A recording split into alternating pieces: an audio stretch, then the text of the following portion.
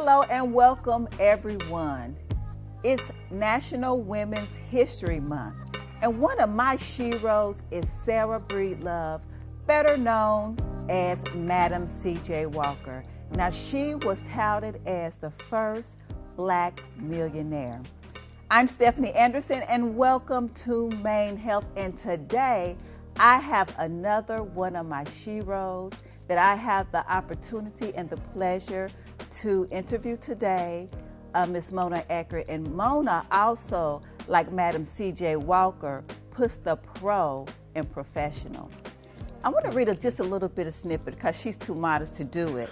She's not only a business strategist, but she's a corporate trainer. She has over 20 plus years as she's a veteran of the cosmetology industry, and she's the CEO and president of MoEC Concepts. She's also a self-proclaimed vision queen. We're going to have to talk about being the vision queen. Sure. And her passion for developing professionals through transformational learning stems from her belief that starting with a clear vision is the key to pursuing dreams and achieving goals. Her ability to guide participants to envision their personal and professional success and to set attainable goals accordingly.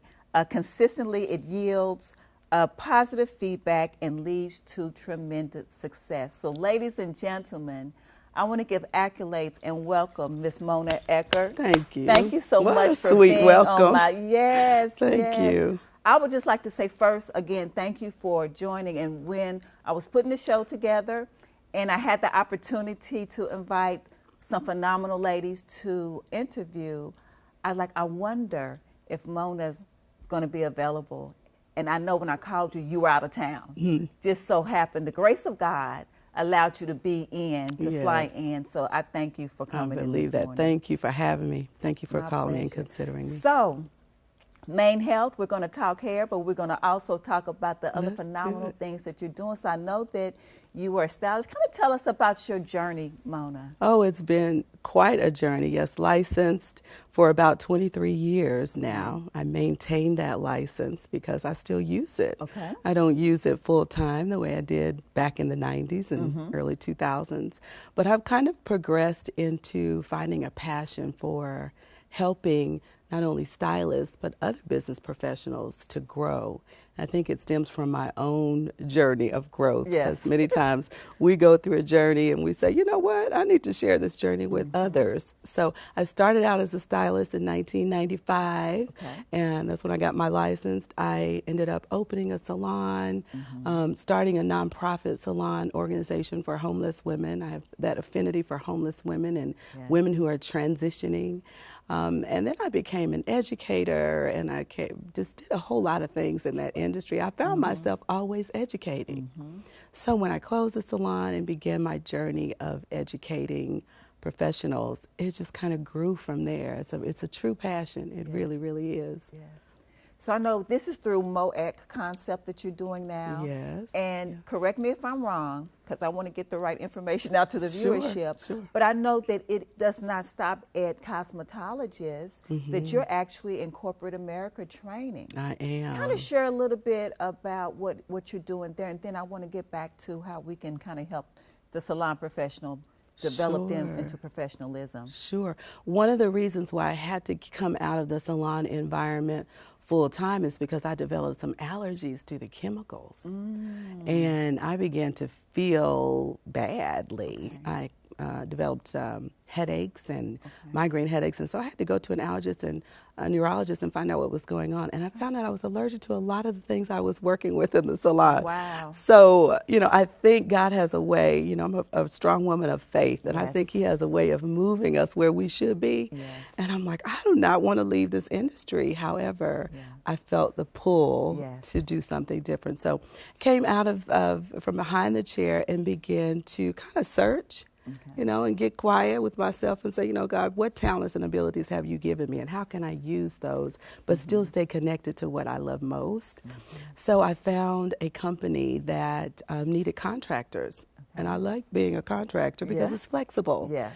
as I work my other areas of business, I can kind of accept contracts as I'd like. So I went for, and I call it an audition, but I went and did some training and then had to prove that I could speak and I could teach and I could train, which is what I had been prepared for all along. So got that certification as a corporate strategies trainer. Wow. And began to travel around the United States with this company at my leisure. So again, that's important. Yes. And I have learned so much just about the corporate professional that I can link it with the salon professional. Yes. And the things that I've learned most is really how to communicate. You know, I have a communication degree, but I really didn't know the ins and out of really communicating with people. And as a stylist, as you know, it's so important to communicate effectively. Exactly. And use my active listening to really see what that client needs. So as I journeyed around and traveled around, I just gathered all these tools in this new toolbox of educating and training, and it has just become something in and of itself. So it kind of goes under that umbrella of MOAC concepts. Yes. And one of the avenues in which when you talk about multiple income streams. streams, Yes. those avenues are there, and I Yes. definitely use it to my best ability for sure. And you're making some beautiful strides in doing that. And it's funny when you said that, God has a way, because he know that voluntarily you wouldn't have given up your passion of, you know, putting hands on people and beautifying and doing it. But he has a way of sometimes helping us to make decisions that we wouldn't necessarily make ourselves. That's right. Now, in the introduction, I shared with the viewership about Madam C.J. Walker, and we know her story about how she, to me, made our industry, you know, she devised a product and started to meet the professionalism of it. And a lot of times now I see a lot of artists who have some very great technical skills. But me as a business owner, I realize there's a business side to it as well. Right. That's right. And I know that's a passion for you because you have an educator's heart.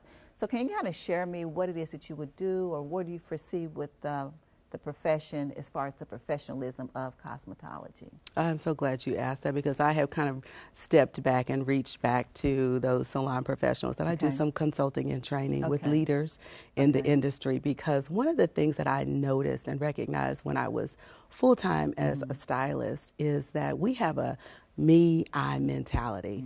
Sometimes that's good, sometimes that's bad, but the huge thing that I've learned is that me, I mentality can separate you from what you need in order to become a better and stronger me or I. So we tend to kind of, as a salon professional, and I've been guilty of this, kind of go off into my own little world and do my own little thing and be my own person and not really glean from the others that can really help me become better.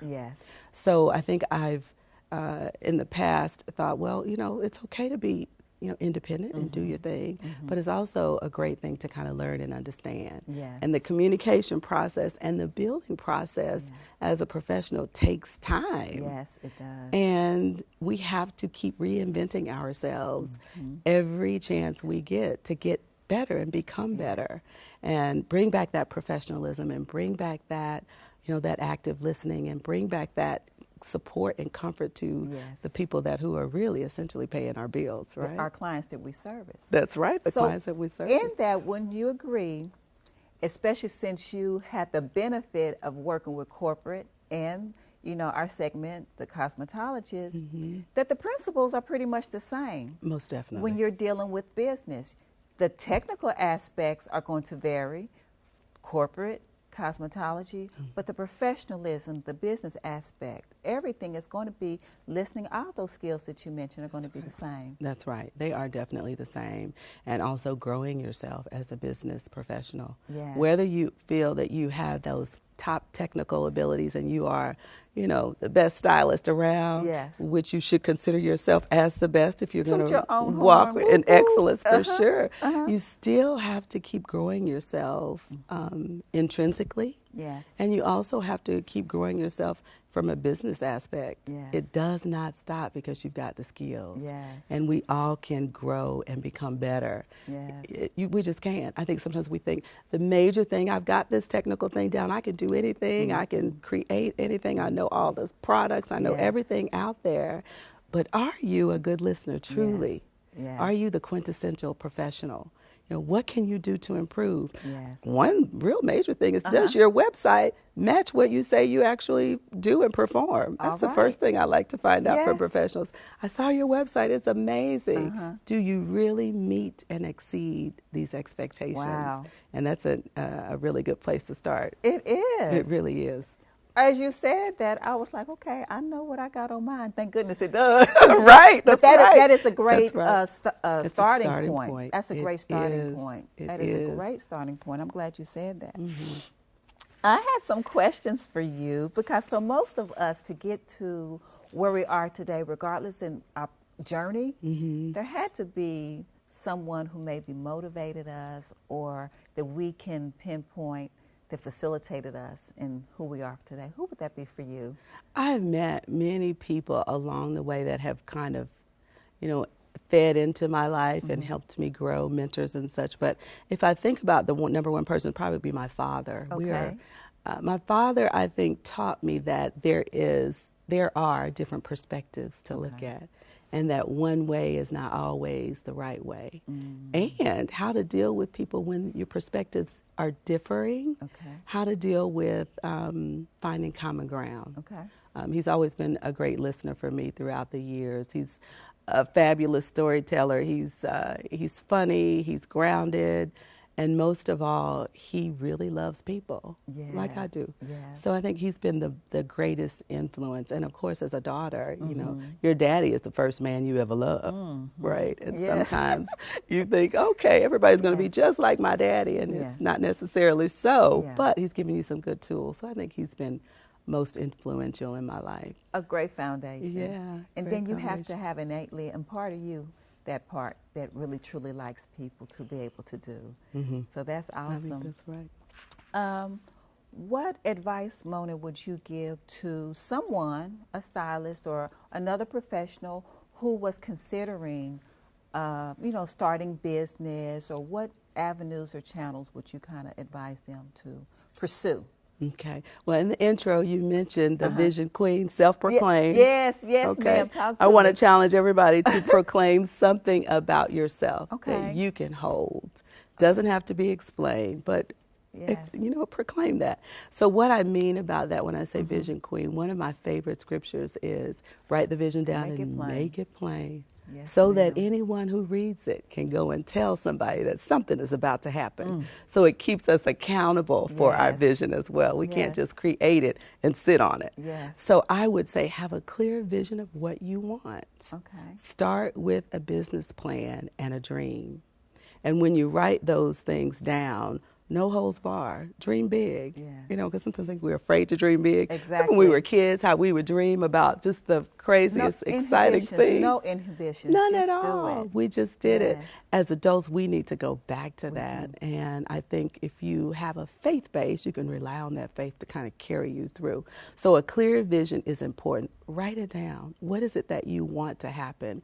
Even if you feel deep down inside that it's going to be a challenge to happen, write it down anyway, because a vision makes things begin to kind of come to fruition. The second thing I would say is have people around you that can tell you when you're not doing it the right way. Or when accountability is so important. Or when you kind of veer off and kind of lose focus from that vision because of circumstances or because of people or because of whatever it is that you're battling with. Have somebody that you can go to for guidance. Find them. Even if you feel that they're not there, find those people that are have like minds, because we know we can't share everything with everybody, but find someone that you really trust that can kind of help you along that journey. And then after that, boots to the ground. Get out there and do it. And think about not only what it is that you want to accomplish, but all of the other things that come within that circle that you can kind of put your hands on. Like for me, I learned from every little thing that I did, and I realized that it all really kind of came together. It was all connected. There's a connectivity to what you do. So definitely try your very, very best and and make it happen. Yes. Get it going. Don't use any excuses. Yes. Get it going and be a part of whatever you can to make that vision come true for you. I love it. So you write the vision. Write the vision You make down. it plain. You also surround yourself. Now, this is what I would like to interject, and you can tell me if you agree, that sometimes we have familiar people that we're around. Right. And not everybody is going to be pursuing the same thing as you at the same time. Right. That sometimes you have to go outside of that circle, especially in business opportunities, to seek someone as yourself or someone who has that ability to help to mold you into that, you know, where you want to be. Because, you know, if you're around people who are not talking the same talk or walking the same walk of where you're trying to get to the next level, you're going to be hindered. Right. So seek out those people who can help to cultivate that in you. And then once you get that, hit the ground running. Running. Yeah, all of that is part of the vision as well. Yes. When you make that vision plain within your own mind and heart, you know where it is that you need to be. And when you veer off or someone comes in that path that's just not quite where you need to be, it helps you stay on track. Yes. If you don't have a vision, you're doing so many things that you lose focus, you burn out, and you feel like, well, maybe this isn't the thing for me. Well, no, it's just not the proper channels that you should be taking. Yes. So that vision, that clear vision really is a roadmap for you to kind of stay where you need to stay, because yes, people will see what you're doing and want to pull in some of that wonderful energy to help them do what they're doing. But if it's not along your path, you have to say, no, thank you, not at this point. I really thank you for considering me, but I've got some other things that I have to accomplish. And that's assertive language that really does not hurt anyone. It's okay to say no. That's right. To protect yourself, it's okay to say no. That is so true. Okay, So true. Last question. How do you maintain balance, and how do you nurture yourself? Because I know you are so grounded. Well, that's the perception. Tell you. Don't shatter the image I have of you. And I won't, because one thing that I do well is I disconnect to reconnect. Okay. I really do, because I think it's important to get quiet with yourself, you know, and really iron out what you need to do, because people will unintentionally and intentionally move you from place to place that maybe you don't really need to be at that particular moment. You know what I mean? Yes. So I have to kind of reconnect and, you know, be me, you know, get into my word, my meditation, whatever it is that fuels me for the moment, my massage, my whatever it is. I found that being selfish sometimes is really selfless, because when you present yourself back into the world, then you are 100% whole for the moment until you have to do it again. And it's important to take those retreats. Self-preservation, that's our first instinct. It's important. Yes, it is. And I believe in it 100%. Yes. Okay, so I know, Mona, there's somebody who's viewing this show that's going to want to connect with you. Tell them how to do that. You have a website or email? How do you? Yes, please share. You can reach me at my website is www.moecsa.com. I'm trying to find which that's three. Three. All right, perfect. So you can reach me there. And on the About Me section, my email address is there. My phone number is there. I am in the process of kind of rebranding my website to include all of the services that I provide. But reach out on moecsa.com.